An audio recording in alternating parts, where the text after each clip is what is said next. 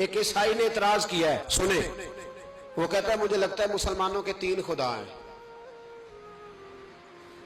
مسلمان اڑ گیا، کہنے لگا نہیں ہمارا تو ایک ہے۔ کہا نہیں 3 ہے۔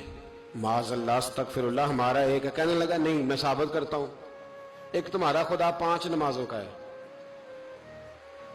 ایک رمضان کا ہے، ایک عید کا ہے۔ لگتا ہے معاذ اللہ عید والا زیادہ تگڑا ہے، تم زیادہ آتے ہو۔ رمضان والا لگتا ہے اس سے کچھ کمزور ہے، تم تھوڑے آتے ہو۔ اور 5 نمازوں والا شاید سب سے کمزور ہے۔ بات عقل کی ہے کہ نہیں؟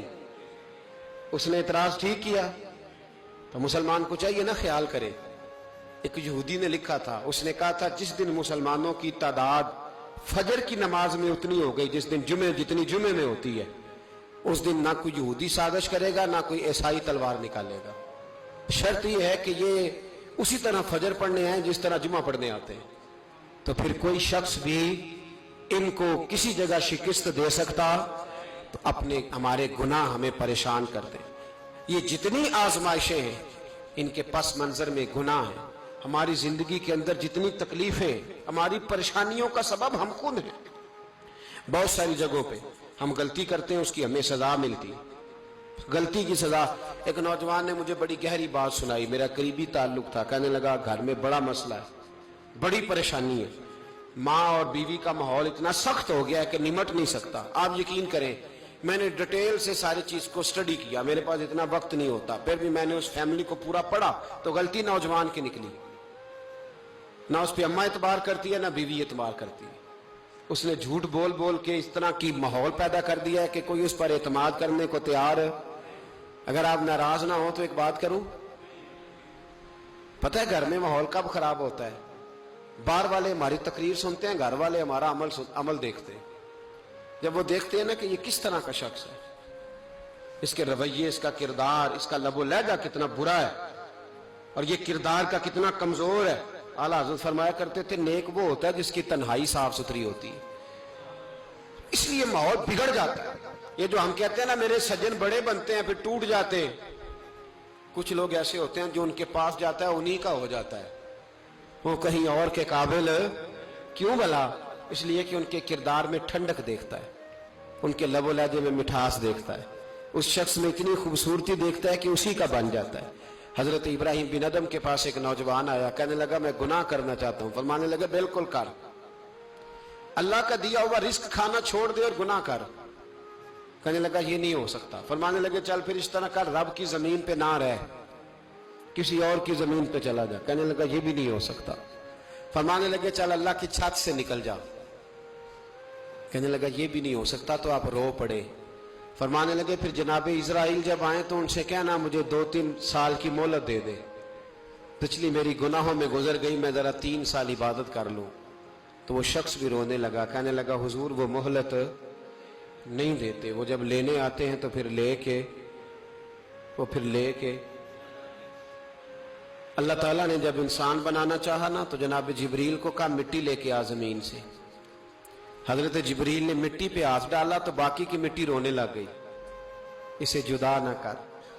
تو جناب جبریل چھوڑ کے چلے گئے۔ حضرت میکائیل کو بھیجا مٹی لا، مٹی پہ ہاتھ ڈالا تو باقی کی مٹی رونے لگ گئی، چھوڑ کے چلے گئے۔ جناب اسرائیل کو بھیجا، مٹی پہ ہاتھ ڈالا تو باقی کی رونے لگ گئی، چھوڑ کے نہ جاؤ۔ تو حضرت اسرائیل فرمانے لگے تیرا رونا دیکھو کہ رب کا حکم دیکھو۔